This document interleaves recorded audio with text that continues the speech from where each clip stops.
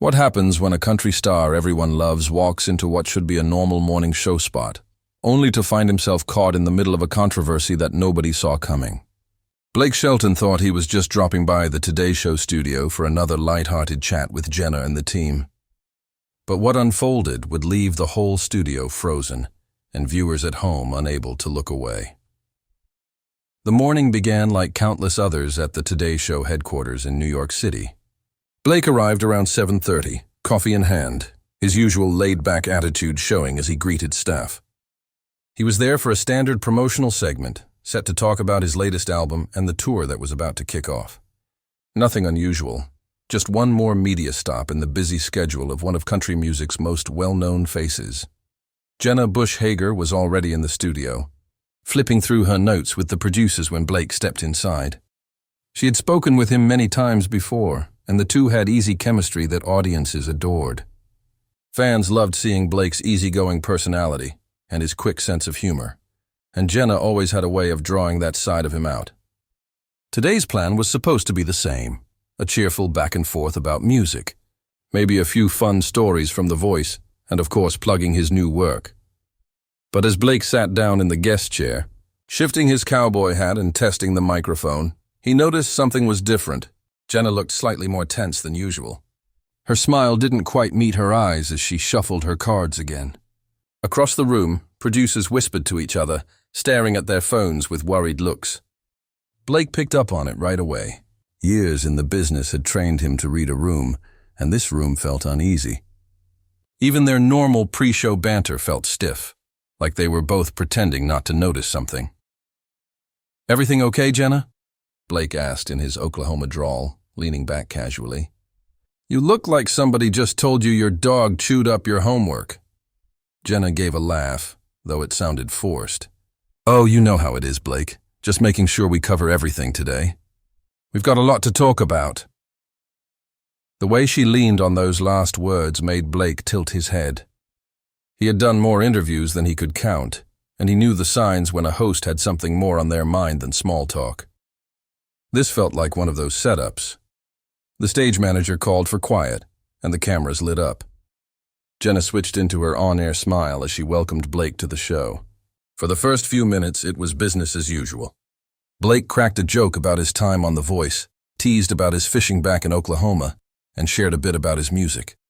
Everything seemed light, normal, safe. Then Jenna's tone shifted. It was subtle, but Blake caught it. "Blake, I want to ask you about something a little more serious, if that's okay," she said. Blake's grin faded just slightly. "Sure thing, Jenna. Go ahead." "There have been some comments you made in a recent radio interview that people online are buzzing about," Jenna began. "You mentioned the state of country music and some of your fellow artists. Can you explain what you meant when you said some newer performers are, quote, losing touch with what country music really is?" Blake froze for a second, like cold water had been splashed in his face. He had given plenty of radio interviews lately, and while he remembered voicing opinions about the industry, he didn't recall saying anything so harsh. His instincts kicked in, but inside, he was genuinely puzzled. "Well, Jenna, I think maybe some context is missing there," Blake said carefully, his tone guarded. "I love seeing fresh talent come into country and bring their own spin to it. That's what keeps it alive." But Jenna wasn't letting it go. She looked down at her notes, her voice steady. "But you also said some artists focus more on social media than songwriting. You even said, and I'll quote, that some of them wouldn't know real country if it bit them in the behind. Those are strong words, Blake." Blake's jaw tightened. Now he remembered the Nashville interview. It had been casual, off the cuff, where he'd spoken honestly about the commercialization of the genre. He hadn't meant it as a personal attack, but the way Jenna framed it, it sounded like he was pointing fingers. "Hold on there, Jenna," Blake said, his voice carrying a warning edge. "You're taking my words and making them sound harsher than they were." The studio air thickened instantly. Producers behind the cameras exchanged nervous glances. Even camera operators stiffened, sensing the segment was going off script. Jenna, though, pressed forward. "I'm just reading from the transcript. These are your words." And since that aired, several artists have taken it personally online. "How do you respond to that?" Blake's famous temper, usually kept under wraps, began to spark. He leaned forward. I've been in this business over 20 years. I've always supported up-and-coming artists. If somebody takes a general comment about trends and makes it about themselves, that says more about them than me. Jenna's eyes narrowed slightly. But Blake, with your platform, don't you think you should be more careful about how your words are interpreted? You're not just some guy at a bar. You're Blake Shelton. What you say carries weight. The cameras caught the flash in Blake's eyes. The easygoing cowboy was slipping away, replaced by the sharp businessman who had survived the cutthroat music industry for decades. So now you're telling me how I should use my platform? He shot back, his voice rising enough to make the crew sit straighter. I've been using my platform to help careers and lift up artists long before some of these people even thought about picking up a guitar. The exchange had turned into something far more heated than anyone expected. Jenna stayed locked in, driven by pressure or maybe conviction, unwilling to ease off. I'm not telling you what to do, Jenna said. I'm asking if you'll take responsibility for how your words made new artists feel. Blake gave a humorless laugh, the kind that signaled danger to those who knew him. You know what's unfair, Jenna? Having my comments twisted just to create drama. I was talking about the industry overall, not throwing punches at anyone specific. But of course, that doesn't make for exciting TV, does it? Jenna glanced at her cards again. But when artists like Morgan Wade and Parker McCollum feel attacked, how can you say it's not personal? That was the breaking point. Blake's face darkened. He respected those artists, and to hear their names dragged into this was infuriating. Stop right there, he snapped. I never named them. I'd never insult them. Morgan Wade's incredible, and Parker's as authentic as they come. Trying to stir up a feud between me and people I respect is exactly what's wrong with media today. The tension was unbearable. Jenna tried again, but when you say some people wouldn't know real country if it bit them, what else are they supposed to think? They're supposed to use common sense. Blake exploded, his control finally breaking. I was talking about cookie-cutter stuff pushed out by the system with no heart. I wasn't attacking anyone, but I guess nuance doesn't fit with clickbait headlines. The studio was silent except for Blake's voice. The crew watched wide-eyed. Jenna tried to bring calm, but Blake wasn't finished. You talk about responsibility?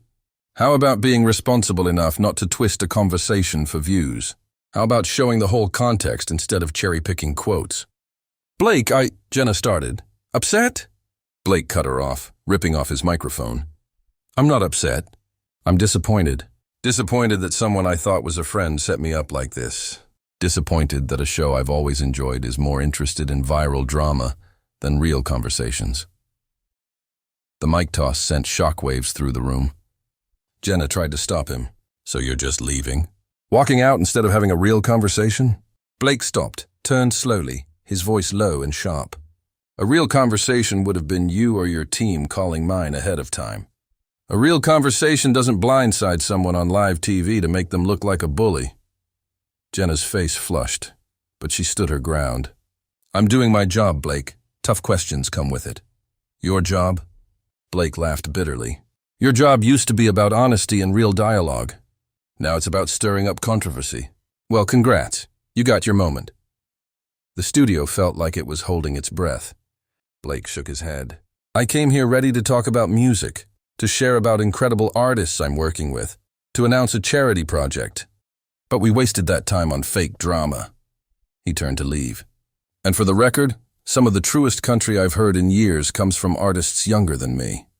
But I guess that's not good TV, is it? Jenna called out one last time, but Blake didn't stop. Some things you can't reset. Jenna. And this is one of them. And with that, Blake Shelton walked off, leaving behind one of the most uncomfortable moments in morning TV history. The set dissolved into chaos. Producers rushed in, commercials cut the broadcast, and within minutes, clips were racing across social media. Blake's team fielded calls nonstop. The Today Show scrambled into damage control. But perhaps the most telling moment came not in the studio, but in the lobby. A young assistant, barely older than a college grad, approached Blake nervously. Mr. Shelton, I heard that radio interview. You didn't say anything wrong. I think what just happened was unfair. Blake paused, looking at her with softened eyes. Thanks, sweetheart. That means more than you realize. Remember, in this line of work, context is everything. Don't let anyone twist your words.